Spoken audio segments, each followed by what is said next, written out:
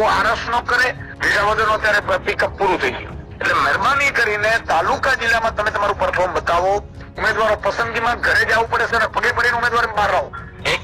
એટલે તમે તાત્કાલિક ધોરણે તમે મીટિંગો ચાલુ કરી દો ભાઈ. ગોપાલ ઇટાલિયા બાદ હવે ઈસુદાન ગઢવીનો એક ઓડિયો જે છે સોશિયલ મીડિયામાં ખૂબ જ વાયરલ થઈ રહ્યો છે. શું છે તે ઓડિયોની હકીકત, તે તમામ બાબતોની વિગતે ચર્ચા કરીશું. નમસ્કાર, હું છું પ્રથમ મોદી, આપ જોઈ રહ્યા છો નિર્ભય ન્યૂઝ. ગુજરાતમાં સ્થાનિક સ્વરાજની ચૂંટણીના પડઘા જે છે પડી રહ્યા છે અને એવામાં આપણે જોયું કે આમ આદમી પાર્ટીના વિસાવદરના ધારાસભ્ય ગોપાલ ઇટાલિયાનો એક એઆઈ ઓડિયો જે છે વાયરલ કરવામાં આવ્યો હતો અને એના પછી હવે ઈસુદાન ગઢવીનો પણ ઓડિયો જે છે વાયરલ કરવામાં આવી રહ્યો છે. આ ઓડિયોની પાછળ કેટલી સચ્ચાઈ છે તે તો હવે સમય બતાવશે, પરંતુ અત્યારે એક વાત તો સ્પષ્ટ છે કે ભાજપ દ્વારા કે કદાચ કોઈ અન્ય વ્યક્તિ દ્વારા આમ આદમી પાર્ટીના નેતાઓને ટાર્ગેટ કરવામાં આવી રહ્યા છે તેવો આરોપ આપ નેતાઓ લગાવી રહ્યા છે. સૌ પ્રથમ તે ઓડિયો ક્લિપ આપ સાંભળી લો. એટલે કોઈ પણ લોકો તો આરસ નો કરે, વિસાવદરનો અત્યારે પિકઅપ પૂરું થઈ ગયું. એટલે મહેરબાની કરીને તાલુકા જિલ્લામાં તમે તમારું પરફોર્મ બતાવો. ઉમેદવારો પસંદગીમાં ઘરે જવું પડે છે અને પગે પડીને ઉમેદવાર બહાર રહો. એટલે તમે તાત્કાલિક ધોરણે તમે મીટિંગો ચાલુ કરી દો ભાઈ. બીજા કોઈ કઈ સવાલ નહીં? વિષ્ણુભાઈ બરોબર છે, આપણે કહ્યું હોય બરોબર. ઉમેદવારો પસંદગીમાં ઘરે જવું પડે છે અને પગે પડીને ઉમેદવાર બહાર રહો. ઈસુદાન ગઢવી પ્રદેશ અધ્યક્ષ હતો તો પણ પગે પડવા માટે જવું પડે તો પગે પડ્યો છું લોકોના. એટલે કોઈ પણ લોકો તો આરસ નો કરે, વિસાવદરનો અત્યારે પિકઅપ પૂરું થઈ ગયું. એટલે મહેરબાની કરીને તાલુકા જિલ્લામાં તમે તમારું પરફોર્મ બતાવો. ઉમેદવારો પસંદગીમાં ઘરે જવું પડે છે અને પગે પડીને ઉમેદવાર બહાર રહો. એટલે તમે તાત્કાલિક ધોરણે તમે મીટિંગો ચાલુ કરી દો ભાઈ. બીજા કોઈ કઈ સવાલ નહીં? વિષ્ણુભાઈ બરોબર છે, આપણે કહ્યું હોય બરોબર. ઉમેદવારો પસંદગીમાં ઘરે જવું પડે છે અને પગે પડીને ઉમેદવાર બહાર રહો. ઈસુદાન ગઢવી પ્રદેશ અધ્યક્ષ હતો તો પણ પગે પડવા માટે જવું પડે તો પગે પડ્યો છું લોકોના. હવે જે રીતે આપણે ઓડિયો ક્લિપ સાંભળીને તેવાની અંદર આપણે સાંભળ્યું કે જે રીતે એક ઈસુદાન ગઢવી જે છે તે અન્ય લોકો સાથે વાતચીત કરી રહ્યા છે અને કહી રહ્યા છે કે જો ઉમેદવારોને તમારે પગ પકડીને પણ બોલાવવા પડે તો ઉમેદવારોને પગ પકડીને બોલાવો. કારણ કે આ વખતની સ્થાનિક સ્વરાજની ચૂંટણીમાં જોવા જઈએ તો આમ આદમી પાર્ટી હવે ખૂબ જ સ્પષ્ટ રીતે કામ કરી રહી છે. તેમનો એક જ લક્ષ્ય છે કે આગામી ચૂંટણીમાં વધુથી વધુ સીટો લાવી. કેમ કે આને આપણે સેમીફાઇનલ પણ કહી રહ્યા છે, કેમ કે 2027ની જે ચૂંટણી આવવાની છે તેની અંદર આમ આદમી પાર્ટી દ્વારા સારું પ્રદર્શન કરવામાં આવે તેવી આશા જે છે ત્યારે લગાવવામાં આવી રહી છે. અને તેવામાં જો અત્યારે સ્થાનિક લેવલે આમ આદમી પાર્ટી ખૂબ સારું પ્રદર્શન કરે તો આગામી સમયમાં આમ આદમી પાર્ટીને ઘણો ફાયદો જે છે થઈ શકે છે. અને હવે આ જ મામલાને લઈ આ જે ઓડિયો ક્લિપ જે વાયરલ થયું છે એને લઈ ઈસુદાન ગઢવીની એક સ્પષ્ટતા પણ જે છે કરવામાં આવી છે. સૌ પ્રથમ તે સાંભળી લઈએ.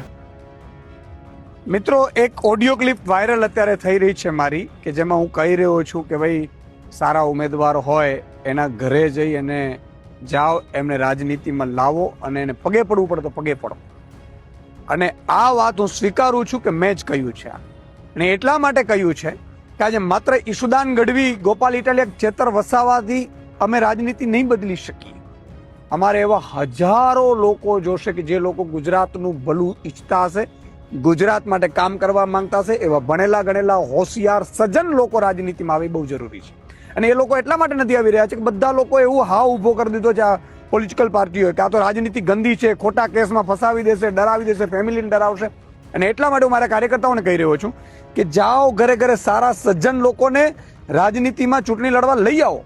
આમ તો સેંકડો ફોર્મ આવ્યા છે જેમાં ક્રિમિનલો, ગુંડાઓ, લુખાઓ, પણ અમે કોઈને ટિકિટ નથી આપી. પણ સજ્જન લોકોને ઘરે જઈને પગે પડ્યા છીએ.